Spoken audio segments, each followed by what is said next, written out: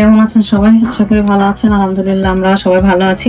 আজকে আমরা খিচুড়ি রান্না করব, ভুনা খিচুড়ি খাসির মাংস দিয়ে। এই যে কড়াই গরম হয়েছে, এখন আমরা তেল দিয়ে দিচ্ছি। আগে আমরা চাল ডাল এগুলো ভেজে নিব, তারপরে মাংস দিব। মাংস আগে থেকে রান্না করা, আগের মাংস অল্প আছে, এজন্য খিচুড়িটা করা। সাথে থাকবেন আমাদের, বলবেন কে কে এরকম ভাবে রান্না করে খেয়েছেন। পেঁয়াজ দিয়ে দিব,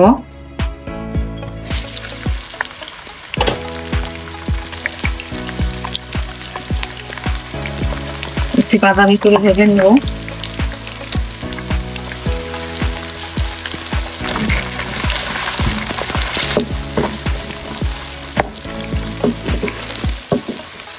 আমার এই খিচুড়িটা অনেক পছন্দের, মাংস দিয়ে। যখন মাংস যেতে যায়, অল্প একটু মাংস থাকে, তখন প্রায় আমি এটা রান্না করি।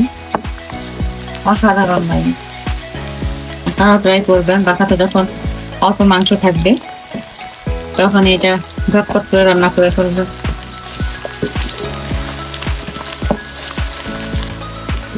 এটা হালকা বাদামি হয়ে এসেছে। চাল দিব, ডাল দিব। চাল ডাল আমরা একসাথে ভালো করে ধুয়ে নিয়েছি। আমি এখানে 2 রকমের ডাল দিয়েছি, ছোলার ডাল আর মসুরের ডাল। মুগ ডালও দেই, তো মুগ ডালটা আজকে বাসায় নাই, ওজন্য দিতে পারিনি। আপনারা চাইলে দিতে পারেন, যে যেরকম পছন্দ করেন। ভালো করে ভেজে নিতে হবে।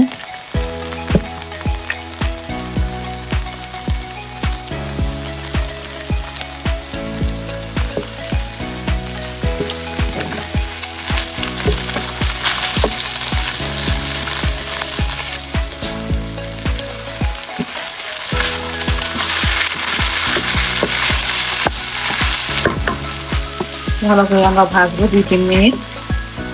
আমি কিন্তু কেজি পেঁয়াজ আর তেল দিয়ে এটাকে ভাজছি, এর মধ্যে কোনো মশলা এখন দেইনি। এখন আমি একটু রসুন দিয়ে দিব, 1 চামচ পরিমাণ রসুন দিয়ে।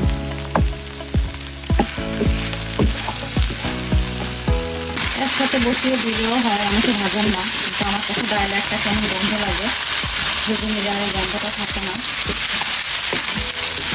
দিয়ে যেমন কমফোর্ট ফিল করে সেটাই করে, আমার কাছে এটা ভালো লাগে। ভাজা প্রায় শেষ। এখন আমি এর ভিতরে সব মশলা দিব, চুলাটা একটু কমিয়ে দিব।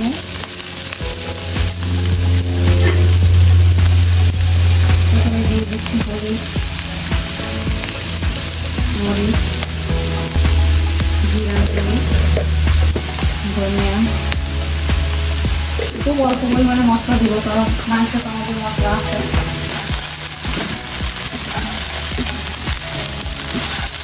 ভালো করে একটু মিশিয়ে নিব।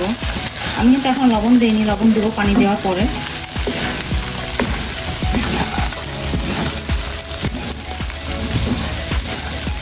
পানি দিয়ে দিব আমরা, রান্নাটা শেষ। এখন আমরা পানি দিব।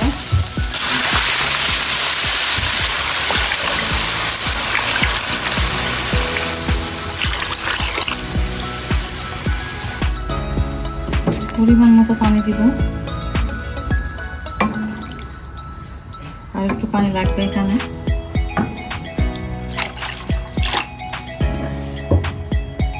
এখন আমরা এর ভিতরে লবণ অ্যাড করবো, লবণ দিয়ে দিচ্ছি। এখন আমরা ঢেকে দিব। এটা যখন বলক আসবে, এর ভিতরে মাংস দিয়ে দিব। আমাদের সাথে থাকবেন, অবশ্যই শেষ পর্যন্ত দেখবেন কেমন হলো রান্নাটা। এই দেখেন আমাদের একটু বলক চলে এসেছে। এর ভিতরে আমরা আগে থেকে রান্না করা মাংসটা দিয়ে দিব। এই যে আমাদের মাংস বক্সে করে রেখেছিলাম, এটা আমরা খুলবো।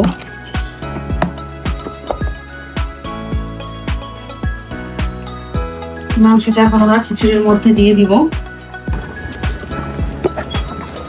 জমাট হয়ে আছে,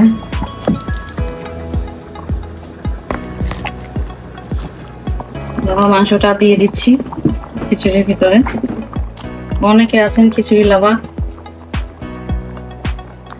এটা অনেক অনেক অনেক অনেক পছন্দের খাবার এটা।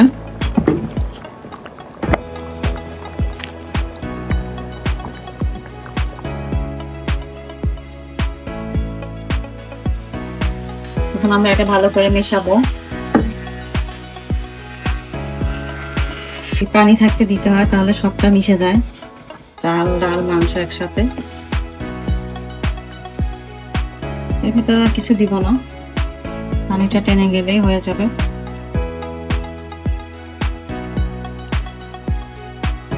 এভাবে কিছুক্ষণ রাখবো, 10 মিনিট পর ফিরে আসছি, আমাদের সাথে থাকুন। এই যে আমাদের রান্না প্রায় শেষ হয়ে আসছে, আরেকটু ঝোল টানবো, এটা নামিয়ে ফেলবো। দেখুন কালারটা কিন্তু অনেক সুন্দর এসেছে, খেতে অনেক স্বাদ হয়েছে, চেহারাই বুঝতে পারেন কতটা স্বাদের, অনেক মজা। দেখেন আমরা এটাকে এখন দমে বসাবো। যে আমরা নিচে একটা তাওয়া দিয়ে দিয়েছি, নাহলে নিচে লেগে যায়। এখন এটাকে ভালো করে নেড়ে ঢেকে দিব, তারপরে এটা হয়ে যাবে খাওয়ার উপযোগী।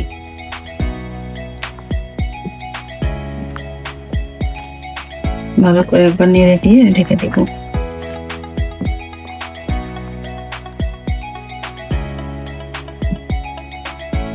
এখন আমরা এটাকে ঢেকে দিব, 15 মিনিট পরে চুলা আমরা বন্ধ করে দিব। এই যে দেখেন আমাদের রান্না শেষ, এখন আমরা এটা প্লেটে নিব। এই যে সাথে হচ্ছে শুকনো মরিচ আর পেঁয়াজ, এটা সুন্দর করে ভর্তা করে নিয়েছি, খিচুড়ির সাথে খেতে ভালো লাগবে। আর এই যে সাথে আছে আমের আচার, আচার ছাড়া কি খিচুড়ি ভালো লাগে? এই যে এখন খিচুড়ি আমরা প্লেটেও নিব। দেখেন এটা হালকা পাতলা করে করেছি, পাতলা খিচুড়ি, আর এটা স্বাদ এরকমই ভালো লাগে। এখন আমরা এটা প্লেটে বেড়ে নিব। অসাধারণ, অনেক মজা। অবশ্যই বাড়িতে ট্রাই করবেন, জানাবেন কেমন হয়েছে রান্না। আল্লাহ হাফেজ।